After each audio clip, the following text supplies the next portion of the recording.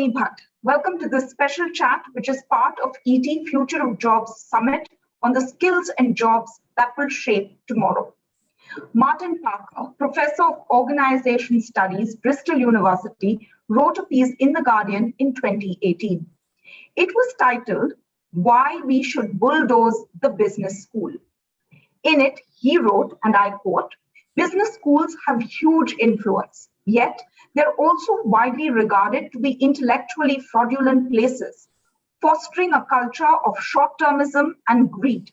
He goes on to say, "Many business school professors, particularly in North America, have argued that their institutions have gone horribly astray. These schools have been corrupted," they say, "by deans following the money, teachers giving the punters what they want, researchers pumping out paint-by-numbers papers for journals that no one reads, and students expecting a qualification in return for their cash, or more likely, their parents' cash. And at the end of it all, most business school graduates won't become high-level managers anyway, just precarious cubicle drones in anonymous office blocks." So it's rather a withering critique of these schools. There's been a lot of debate on the state of business education and the ways it can change, so it's more sensitive to what society needs. And today we have a guest who's perhaps best placed to help us understand how business education can be reimagined to cater to the future of jobs. I'm pleased to welcome Professor R. Prasad, the Director, Academic Wing, ICFAI Group. He's also Director Coordination for online and ODL programs of the ICFAI Foundation of Higher Education. The Institute of Chartered Financial Analysts of India is one of the largest private university groups in the country. Welcome to ET Future of Jobs, Professor Prasad. Thank you, ma'am. Happy to meet you as well as the audience. So, Professor Prasad, what are your thoughts on Martin Parker's critique? I mean, he's essentially speaking about the need of overhaul of business education. I think he's spot on. Let me put it this way. There have been a lot of criticisms about business education starting from the West, particularly from the United States. And there have been leading management thinkers, and by I mean leading, I mean in the top 10 management thinkers who have criticized it. Warren Bennis is one of them. So the fundamental question which is asked is how relevant are business schools? This is the question that Warren Bennis asked. He himself is a professor of organization behavior in a business school.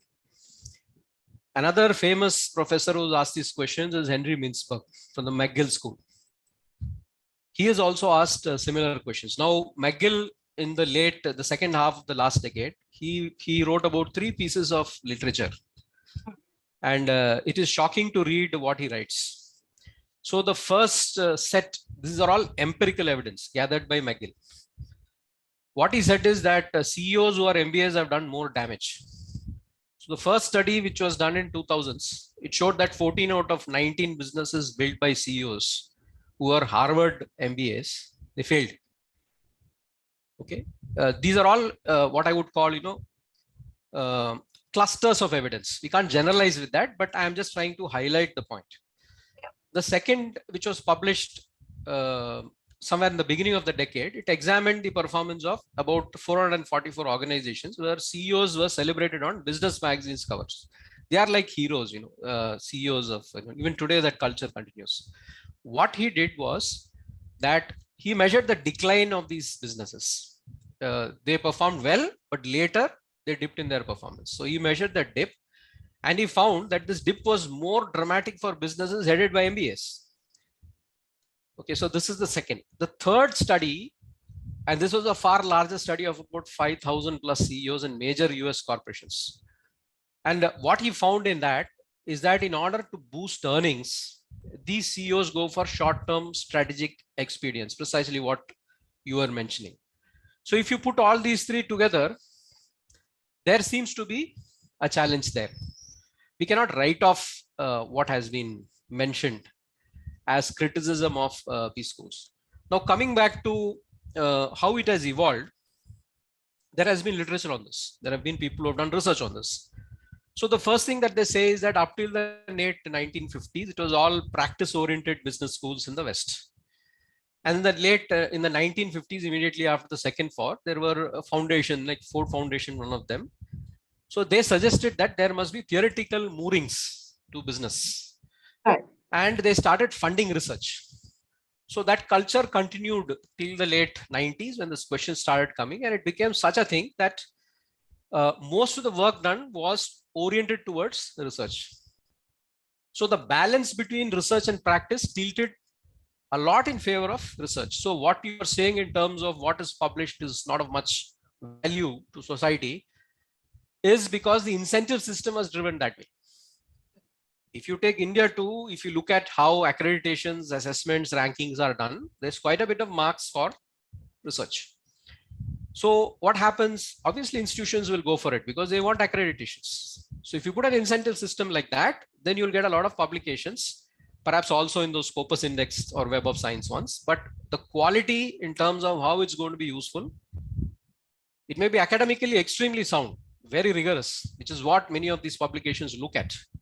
But in terms of practical relevance, absolute relevance, they may not be the case. So the challenge is that this balance has to come back. Now, where does this balance come back from? It has to come back from the faculty. What has happened is that in this debate, the overall issue that the most important issue and the implication of this is employability. Because when research is given focus, a lot of time of teachers goes into research and learning outcomes suffer. Learning outcomes are what produces employability. And so if teachers spend more time on publications and less time on learning, not that they're not capable of producing learning outcomes, they're very much capable of producing learning outcomes. But then the incentive systems in the best of institutions today are driven that way. So if you want promotions, you want incentives, the incentives are if you produce research. The incentives are not if you get employments, not if you drive up employability. That drives up the brand of the B school, and no doubt society is looking at that because that's what they're trying to do. So there needs to be a balance between research and practice. So, and there is, yes.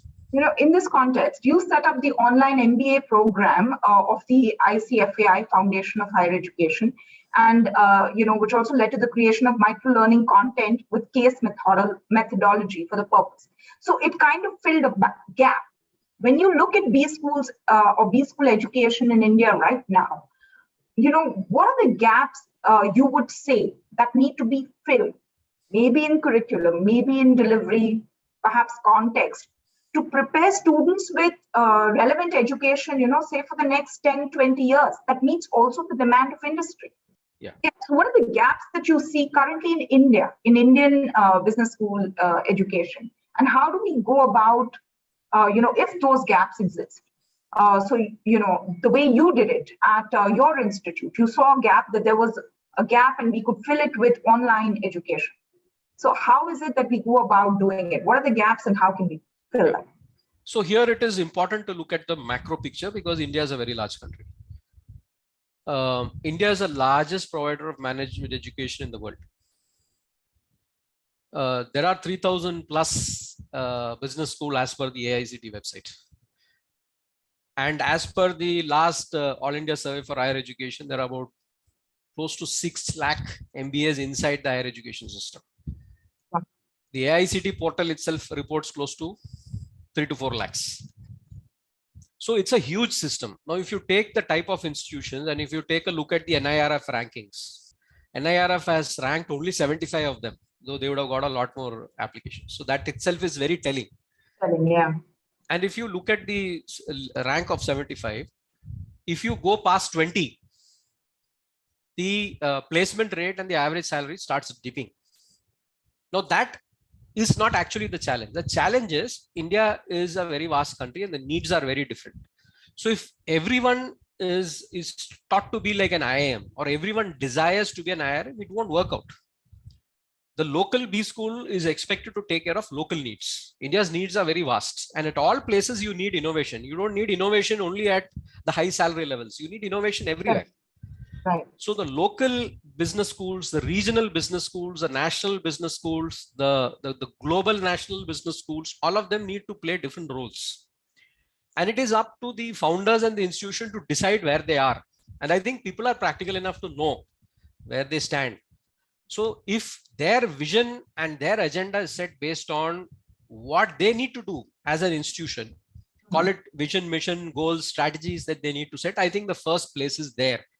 Now that is not incentivized because accreditation body takes a one size fits all role. So you've got a grading, you've got, B, then you've got A, then you've got, A double plus A. So if you take, so you've got that. So what does it mean? That everybody wants to score an A double plus. But if everybody tries to be like an IIM, it won't work. So finally, the outcomes of the institution need to be impactful for the purpose that it is served. So quality as purpose is basically what's your institution's job? What is it meant to do, provided the resources that it has? And if you're able to do that well, then you've got a role to play in society. And I think as society, we also have to accept it. We also should not treat them as different tiers of institutional citizens. The fact is they play a role. They play an important role. They're serving that purpose. And that is where the mass of requirement is. Mass of the requirement is not what comes out of the IIMs. The mass of the requirement is if you go past the 20th institution. So first thing is that. So I think, that one size fits all we need to remove from our minds at a common extent. Second is based on what the agenda is, we need innovation at all levels. Now, when we say innovation, basically there are two things. First is, we should be able to identify problems. So whether it is that you're working at a retail store of a large chain, managing a couple of floors, then what is innovation for you? So innovation for you basically is first, what is the problem you face? How are you going to solve it? How are you going to use technology, today's advancements, in order to solve it smartly, at less cost and with better customer impact? So if you're able to look at that sort of a problem, and you can do that on a shop floor also, you don't need to look at it as sitting in the HQ of a company. So if you aim to look at it in that fashion, and you aim to look at it at all tiers of institutions as well as students, I think then you come to what you need to do to reach there. And that's where the curriculum, the delivery, the pedagogy, the faculty, the learning environment, the learning process, all that comes in. So if you have got the leadership which understand that this is the job that I need to do, this is the purpose we have, and this is what we need to do in order to fulfill it, I think all these things can be reformed and you can serve a particular purpose and feel happy about it. I think that's the way that we need to look at it. Right. I was talking to Dr. Sasangan Ramanathan. He's the Dean of Faculty of Engineering at Amrita School of Engineering, Coimbatore. Now, in the course of the conversation, what he told me was that, skills that you need are converging. So say a financial analyst may need technical skills or may need digital skills. And in many ways, he said that the convergence is already upon us. Now, if you're a business student, sir, in India, from your vantage right now, what are the skills you should be picking up? I think first that we need to understand what technology is doing to the current jobs. So if you take the case of finance, and you take the case of business schools, in fintech, AI is invading in a huge way. And AI is removing those customer interfaces which are not required, which are routine. That's one example of what AI is doing. But what it is then doing is that it is bringing the problem to the individual, the human being, at the next level. So there are choices to be made. There is analysis to be made. And critical problem solving is one of the most important skills that is highlighted even in the future of work reports.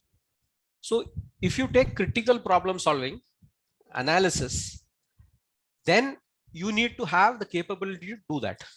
This is actually very well captured in a very generic way by Richard Reich. Richard Reich was the labor secretary in 3 governments in the US. The last one was in the Clinton administration. So he used a term, and this term can be used across all professions, including for management. He used the term symbolic analyst. What he meant is that people need to know how to process information and symbols. So if it's a doctor, you've got AI when you're doing an invasive surgery, which tells you what is the pattern which has happened in the past, in what scenarios did which pattern work, and then from there the doctor makes a choice. So the doctor making a choice is a symbolic analyst. The same is the case where I talked about the fintech company. So you've got the AI looking at suppose you got flow based financing, cash flow based financing instead of asset based financing. So you've got this AI which is looking at all the cash flows, which the patterns which are there, and then it tells you these are the scenarios. Now your job is to see what you can do with these scenarios. So automatically critical problem solving is going to be very, very important. The other dimension which is important is self-management, because complexity is going to increase. So when complexity increases, the self is going to have to stay calm. So there are things like flexibility, there are things like adaptability, there are things like mindset, which all go into that single word of self-management. So these two are extremely important and relevant to a lot of professions, including managers. All right. So what are the industries you believe, will see the most demand and define the jobs of the future? I think there are two levels. First is at an overall level. There's been a lot of work which has been done by the government of India, a lot of consulting organizations to decide where India can position itself. And so there's one input from them. And the other input is what you need to do with respect to B schools. So I'm going to talk about some of those, points which have come in from India's requirement. So what they say is that in order to reap our demographic dividend, which we have till about 2047 or so, we need to produce about 90 million jobs by 2030. That's about 1.2 million, 12 million jobs every annum, while last decade we were producing 4 million. So that's a huge jump. And what they have done is they have identified some kind of industries where we are already doing well, and with some reform, both externally as well as internally within the organization, things can improve. So they've looked at hubs, global hubs. So one is global hubs which serve India and the world. And there are a lot of areas in which this can happen. One is manufacturing. So things like electronics, chemicals, apparel, pharma, medical devices, where some regulation help from the government as well as some supply chain reform that is done, digitization, etc., which is done, things can improve and a lot of exports can take place. Another huge one is IT and digital services in automation, cloud security, mobile, AI, big data, analytics, etc. Likewise, in agriculture, there are certain items for food processing, agriculture, healthcare in terms of medical care-based service exports, a lot of people coming to India. Tourism, high value tourism. So there is one cluster which is there of that nature. Another cluster which has been identified is segments where you can increase the competitiveness using an efficiency machines. So this basically includes things like, next generation financial services, digital payments, flow-based lending, new recovery models. So this is another area where the focus of the improvement is on stepping up the efficiency. So fintech is one such area where things change the way there is a business transformation in the way the same thing is delivered. So that is yet another area. The third area they're talking about is the way people are going to live, the new ways of living. And here it's about things like affordable housing, mass transit, and also things like, shared economy kinds of things which are there. For instance, online education is shared economy. So a lot of things which are individually going to students now become collective, so the costs come down. And then modern retail. So these are the kind of areas. There are a few more, but these are indicative of the kind of directions into which the jobs will come, and therefore the skills which are required based on the profession that one is pursuing. Okay. So this is now my last question to you. Recruiters are demanding super specialized industry skills and know-how. With this becoming or going to become more critical, what can B schools do to ensure that their curriculum is aligned with the changing requirement of industry? I think first thing that we need to do here is that we need to set up systems in the institution, systems and process which will help us to be dynamic and flexible. So for instance, you have a B school, you're running an operation, and suddenly, you talk about AI. Right. How do you go about doing it? So I think there are a few things that we need to look at. First is institutions must have their alumni associations, because these are the people who go into industry, they like you, they can't change their alumni status, and they are willing to do something for you. So so one is you need to have alumni associations. We can always call them back and find out what's actually taking place, particularly people who have been there for about 3-4 years. They'll tell you a lot about what's happening there in that particular segment. The next is that the interface with industry needs to be built up, and there are a lot of ways of doing this. So faculty need to develop networks with industry, whether it is for panel discussions, or whether it is for internships, or whether it is for consulting at a higher level. I think there are various ways in which this can be done, and that remains as a relationship which you can leverage, because you need to understand that field first, even before you make a foray into it. And then you need to involve them in your statutory bodies like Board of Studies, Academic Council. So they give inputs, whether it comes to the curriculum or something else, they'll give you inputs on this. Right. Professor Prasad, Director, Academic Wing, ICFAI Group, thank you very much for your thoughts and for your time today. Thank you, ma'am. It's a pleasure speaking to you.